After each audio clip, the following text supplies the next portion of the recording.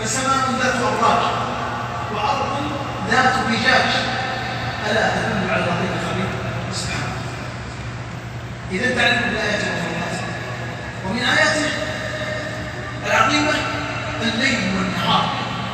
هذا الليل أمر عجيب وغريب، فجأة يهجم على النهار، والنهار فجأة يهجم على الليل، يكون الليل على النهار ويكون النهار على الليل سبحانه وتعالى. تعلم أن له خالق، أن هذا من خالق واحد لا شريك له.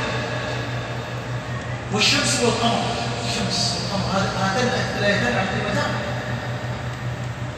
الشمس هذه سبحان الله لو اقتربت جزء يسير من الأرض أحرقت كل مكان، ولو ابتعدت جزء يسير عن الأرض تجمد كل ما على الأرض سبحان الله. والقمر هذا جعله الله مناسب، أمر عظيم من مخلوقات السماوات السبع. بين كل سماء وسماء مسيرة 500 عام، وسمك كل سماء مسيرة 500